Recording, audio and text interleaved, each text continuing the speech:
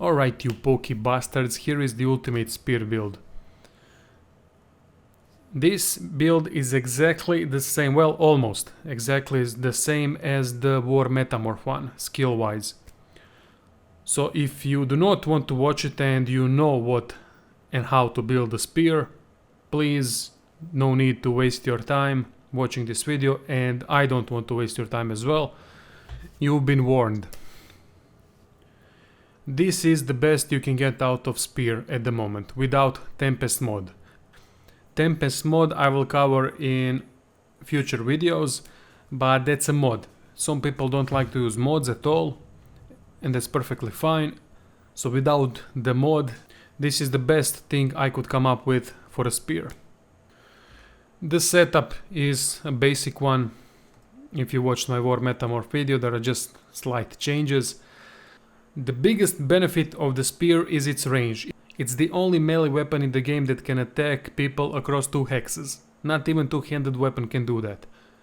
So opportunist talent is a must with it.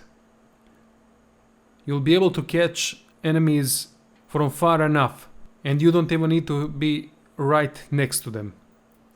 As for the other ones, I went with Living Armor, Picture of Health, Hothead and Executioner. All very useful with this build. If you want some other ones, all skilled up and bigger and better, are always good choices. Comeback Kid as well. Walk It Off. Stench if you don't want attention to yourself. But with this build you'll be tanky enough. Living Armor works with Necromancy. What I mean is with those heals. Whenever you get yourself a Necromancy heal from a basic attack or anything else that you're doing, Living Armor will be activated. From combat abilities, max out Warfare, the rest of the points put into two-handed with 1 point into Polymorph or 2 points into Polymorph, however you want, but you'll get some probably from gear, and a couple of points into Necromancy. That's all that you need. Scoundrel I got from gear, and Scoundrel mainly increases our critical multiplier even further, that's always a good thing. Warfare increases your physical attacks, and it's the best skill for any kind of melee build. Two-handed increases damage even further because spear is a two-handed weapon, and it also increases our critical multiplier. With 2 points into Polymorph we can have some useful skills like Chameleon Cloak, Chicken Claw, Tentacle Lash, Heart of Steel, and so on. With 2 points into Necromancy and further on, also some cool skills are available like Bone Cage, Raise Bone Widow, Living on the Edge, Death Wish, and so on. The attributes should look like something like this: Finesse, and the rest of the points into Wits. I've tested with maximum points into Wits for a critical build, but since they removed 3 rune slots for any new items that you get since that update, it's kinda hard to build anything with high critical chance if it's not a lone wolf, so unfortunately critical builds are not as viable anymore as our basic dumping stats into your main damage attribute. So that's what you should do here. In the end it looks somewhere like this. I mainly have this high critical chance because I got still the amulet with 3 open rune slots. That's the one that I got before the update, and they left that available for us all, so they did not remove them from the game. But anyway, without it I would have 40, that means 52% if we put one normal necklace with 1 open slot and we put one of these giant flame runes. So there you go, that's what you can get with this setup. But since I do still have this bloody thing, why not goddamn use it, right? If it's cheating, I don't give a fuck, honestly. For the rest of the gear, as always, focus on boosting your main combat abilities and your main attributes. So like Wits, Warfare, Scoundrel, Necromancy. This is perfect if you can get something like this. Finesse also being one of those. Two-handed as well. Critical chance. Dodging is optional, not needed at all in this setup. And get yourself Mystical Giant Masterwork rune on your weapon. This is an interesting part. I've learned this trick from one of the viewers. Unfortunately, it's not efficient enough, so this is completely optional. If you have Lord Rainey's boots, you'll have Erratic Wisp constantly on yourself. When you get hit, you'll teleport to another location, completely random location. Now the thought process from that viewer was, and I at the beginning completely agreed with him, is that when you get teleported to a random location, you might get near enough another enemy, and that enemy would be in your attack of opportunity range. So if they moved out, you'd have free attack on them. But unfortunately, most of the time you'll just get teleported away from the enemy group, and it does not work that great. So this is completely optional. Honestly, if I'm staying with this build, I'll switch it out for something else to get more boosts to my physical and magical armor. Still, the beautiful thing about it is it gives you +7 finesse. Now, I've been asked a lot how to level these builds that I'm doing from earlier levels. In the first region, don't bother too much with it, alright? Don't overthink stuff, because it's not that relevant as long as you have the overall picture on how to do stuff. So you know now that finesse is your main attribute, you know that wits is your second attribute, so what you should do, put most of the points into finesse and some of the points into wits. If you're in need of memory, put some points into memory as well. There is no one path that you should take in leveling up your character from the beginning to the end.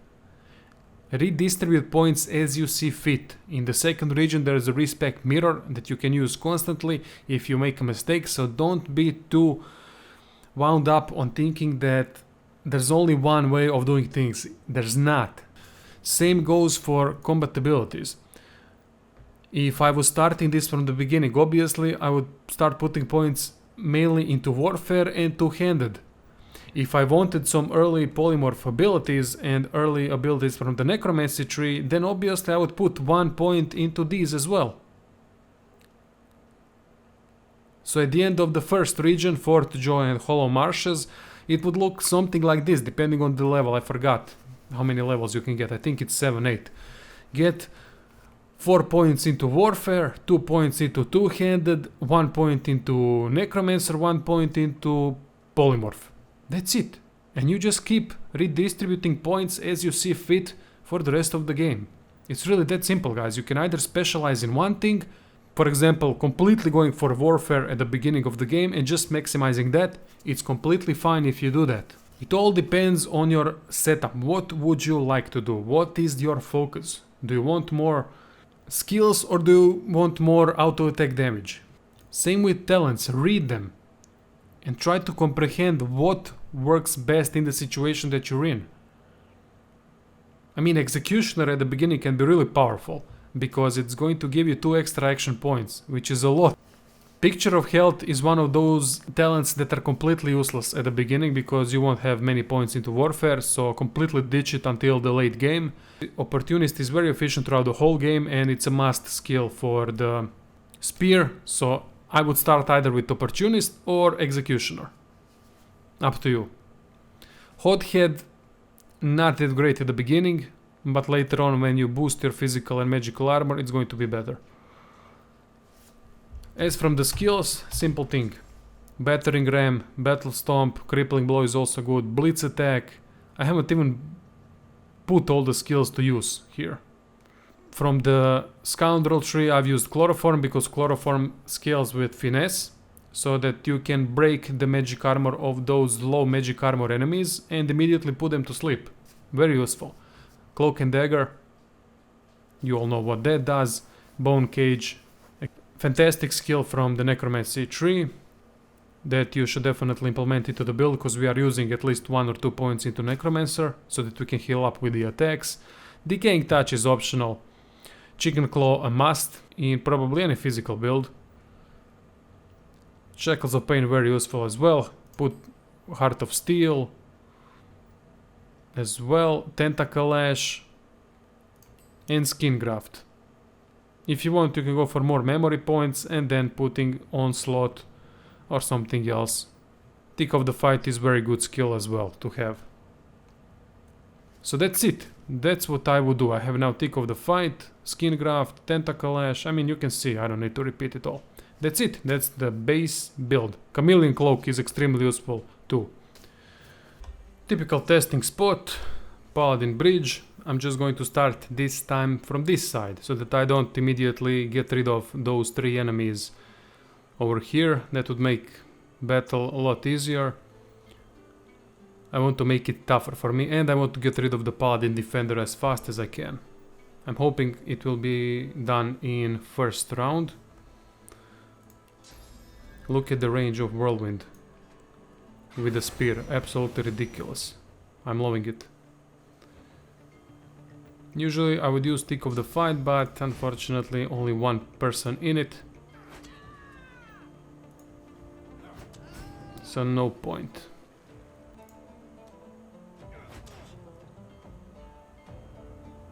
I would now crowd control the bastard, but it's not going to work. So instead,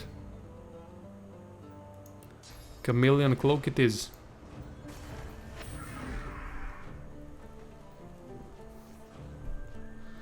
That way some of them will come closer, I believe so at least. And I will jump amongst them, use Tick of the Fight, Skin Graft, another Whirlwind. This is all obviously on Lone Wolf, otherwise I wouldn't be able to clear the bridge. It's that goddamn clear, right? And I'm not using all these nasty necro spells that use source points. Nor am I using Apotheosis, which you could use it all. It would benefit you. I just want to test this build at the highest possible difficulty. And I believe this is the way to go. Well, the toughest bastard is down in 2 turns.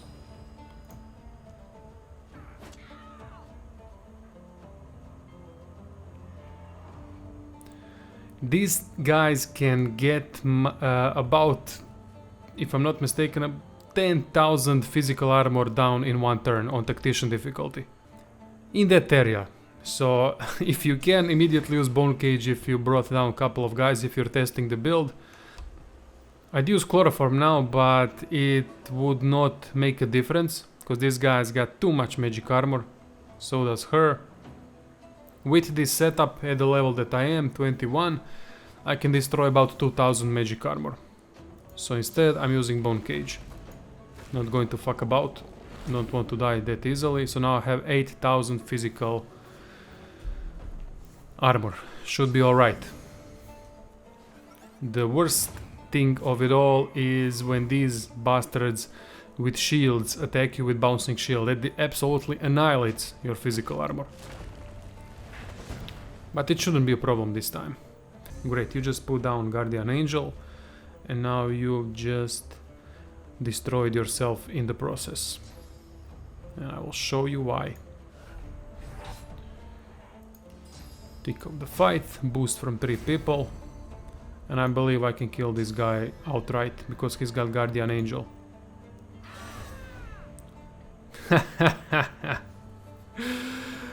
Oh, that was fucking unfortunate. It doesn't matter. Chloroform. Sleeping.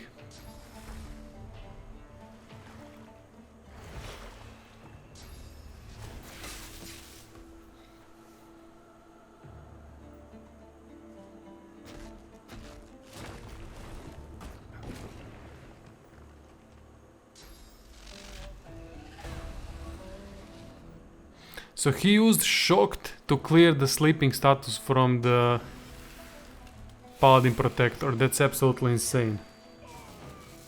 The AI is smart.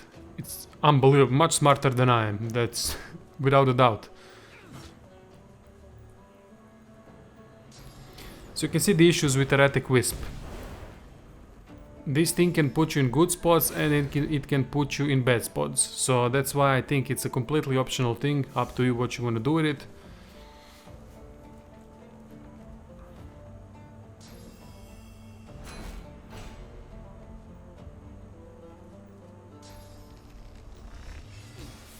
Well, he used that fucking thing. Now it's time for him to die. He played enough. Got 2 action points back.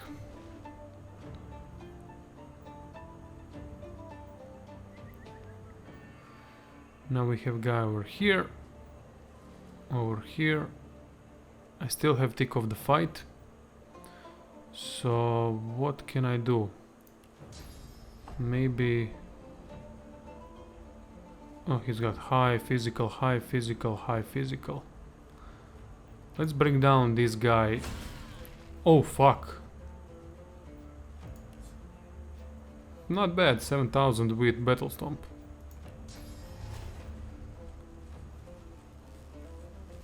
Shit. Well, let's do it. Cool, I'm near the marksman, so that marksman can die in the next turn.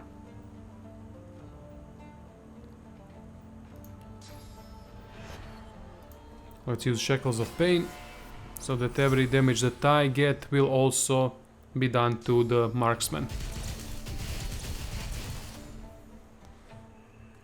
As it stands, it does not work if that person attacks you, that you've shackled. That's strange, I thought it would work.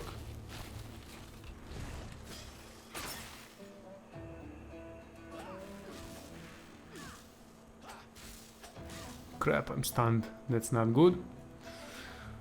Lack of living armor tends to do that. But they are reluctant to attack me. Because they know they are damaging their own bastard there. So it was perfect timing for the Shackles of Pain. I still gotta take care of this bastard over here. He's in my range, so it should be done in the next turn. Yup.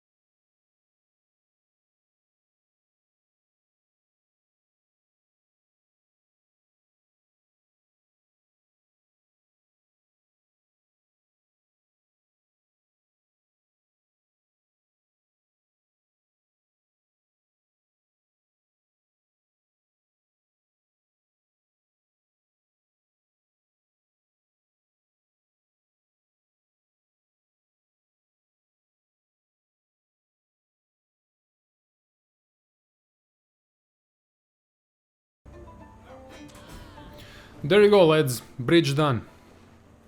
I believe this proves my point that this is the ultimate spear build without the Tempest mod. I will do Tempest mod separately, because in the end it's a mod, so some people might be reluctant to use it. And if they want to use spear, this is the way to go. I apologize once again if you wasted your time and you believe that you shouldn't have watched, because it's the similar, almost the same build like my war Metamorph, and you would be correct, but I did warn you at the beginning, and I hope you did enjoy the video. Nonetheless, please don't forget to check out the description for possible donations and also answers to Meaning of Life and Secrets of the Universe. See you all, thanks. Toodaloo, motherfucker! Hey.